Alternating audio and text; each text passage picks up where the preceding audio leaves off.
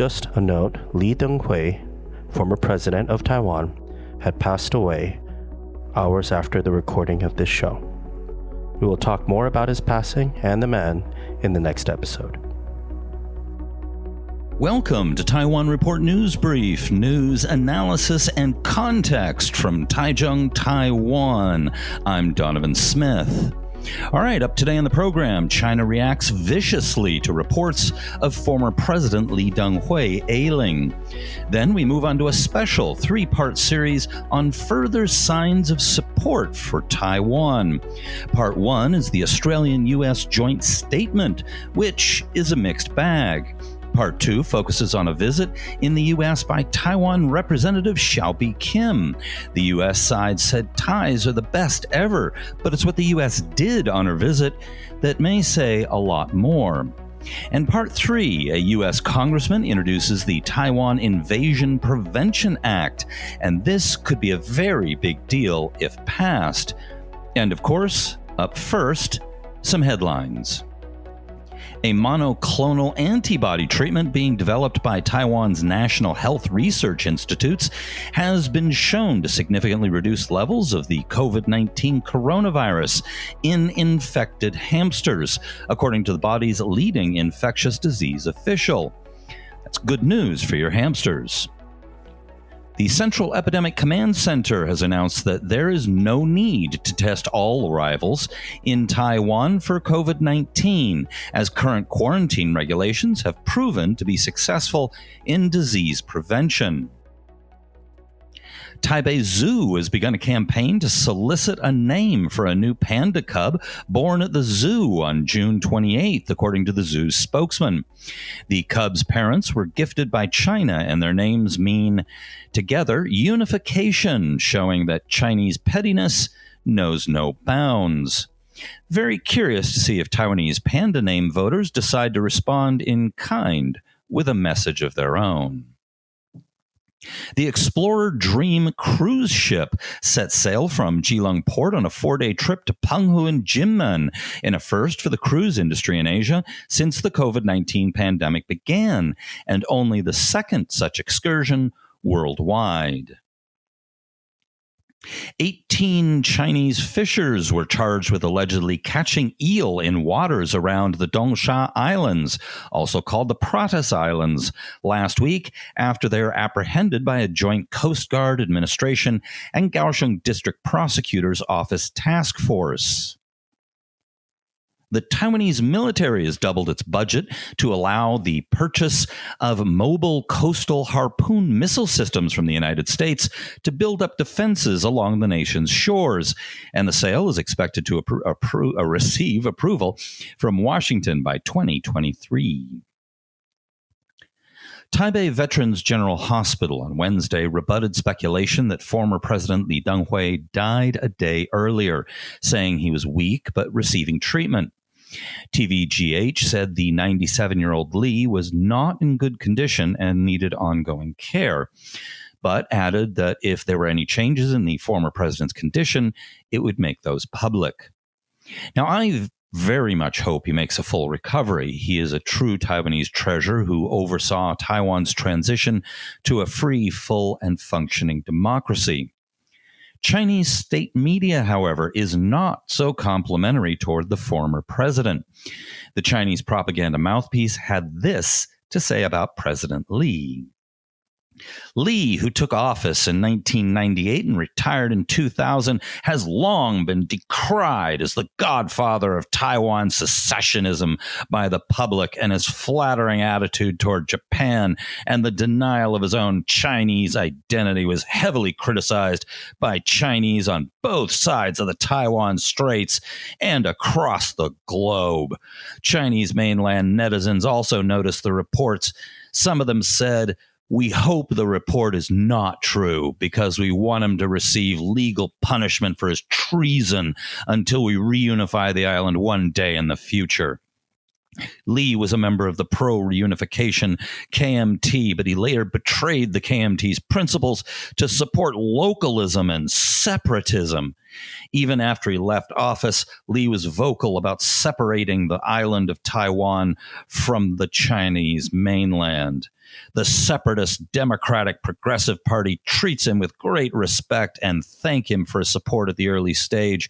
Otherwise, separatist sentiments would not have had an opening to be backed by a major party.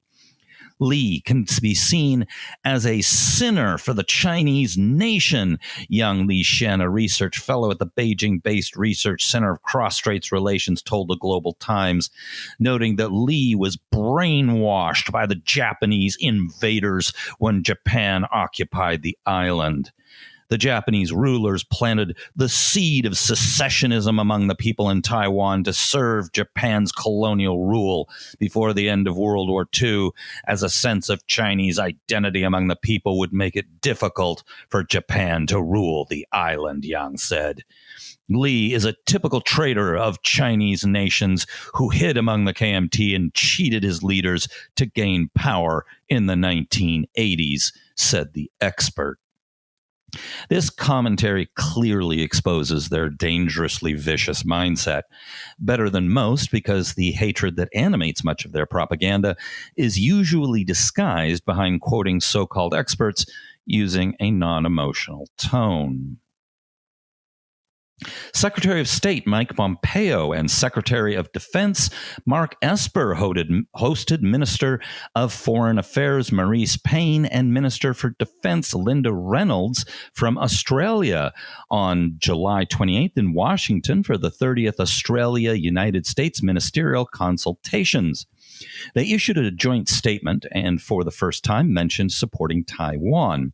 This is the part on Taiwan. The secretaries and ministers reaffirmed Taiwan's important role in the Indo-Pacific region, as well as their intent to maintain strong unofficial ties with Taiwan and to support Taiwan's membership in international organizations where statehood is not a prerequisite. Where statehood is a prerequisite for membership, both sides support Taiwan's meaningful participation as an observer or guest. The United States and Australia highlighted that recent events only strengthened their resolve to support Taiwan. They reiterated that any resolution of cross-strait differences should be peaceful and according to the will of the people on both sides, without resorting to threats or coercion. They also committed to enhancing donor coordination with Taiwan, with a focus on developing assistance to Pacific Island countries. Now, this is a mixed bag. That Taiwan was included at all, and with repeated references to supporting Taiwan, is a big improvement. However, there are two big disappointments. The statehood as a prerequisite talk as part of a codified formula in the Clinton era of China appeasement. There has been some talk of trying to roll that back. The second is any resolution of cross-strait differences should be peaceful and according to the will of the people on both sides. That is obviously problematic. Taiwan's fate is none of the business of the people on the Chinese side of the strait.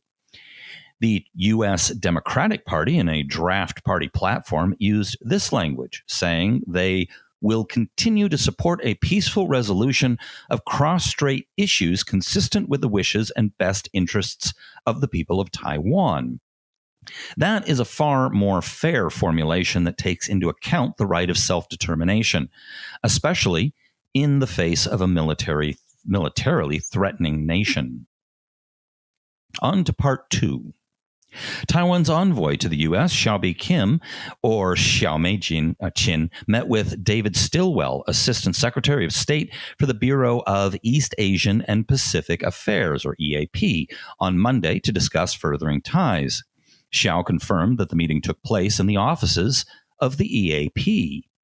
This is striking as the U.S. government has prevented the reception of Taiwanese representatives in a State Department facility since the two countries cut ties in 1979.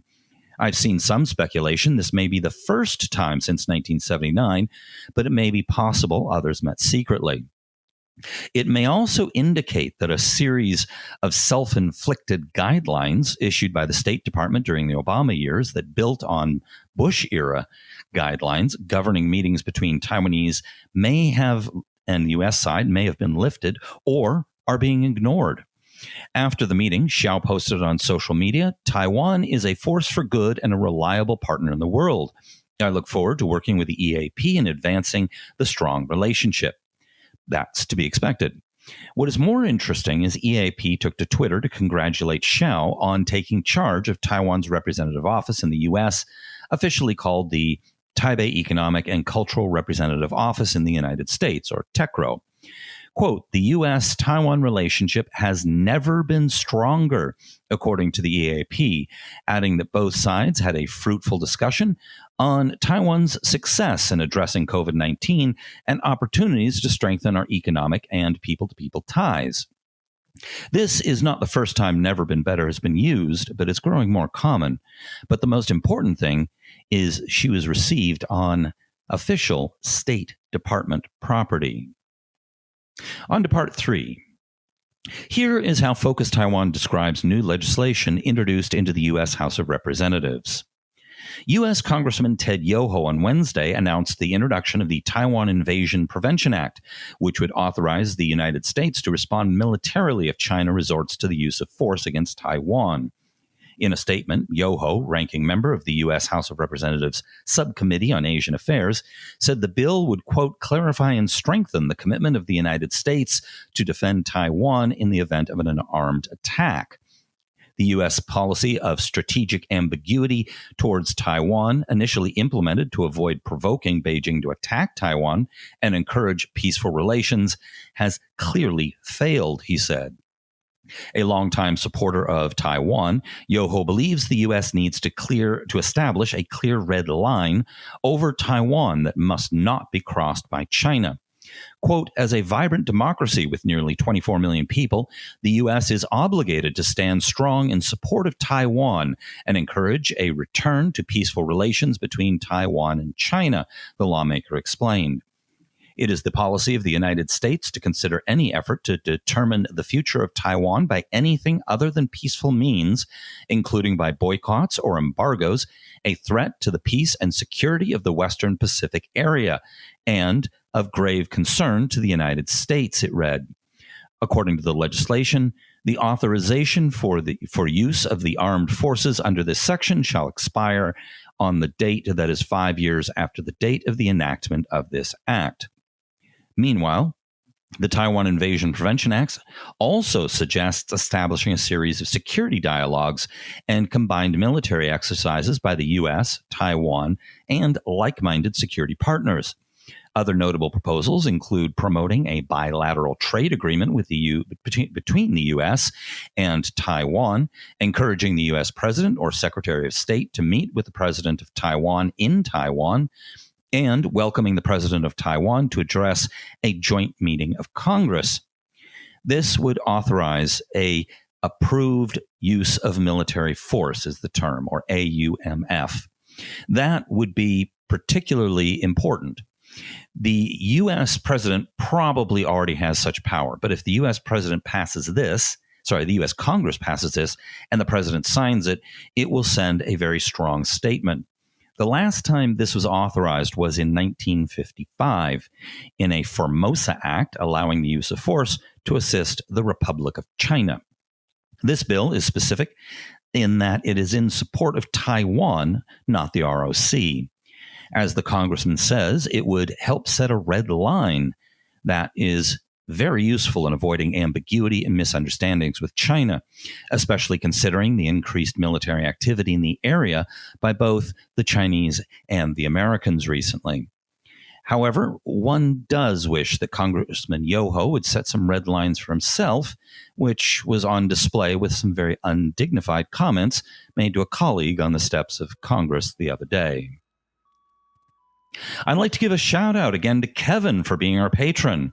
He doubled his support from yesterday, so I'm doubling the thanks. As always, our patron support is a huge deal for us at Taiwan Report. We put a massive amount of work into this project, and we need your help to continue and to grow. All right, hit like and subscribe, hit the bell if you're on YouTube, and of course, check us out at report.tw. We've got lots more stuff there. This has been brought to you by the Taiwan Report. For more content like this, become our patron at report.tw. 还有就是那喜欢我的台湾狗了。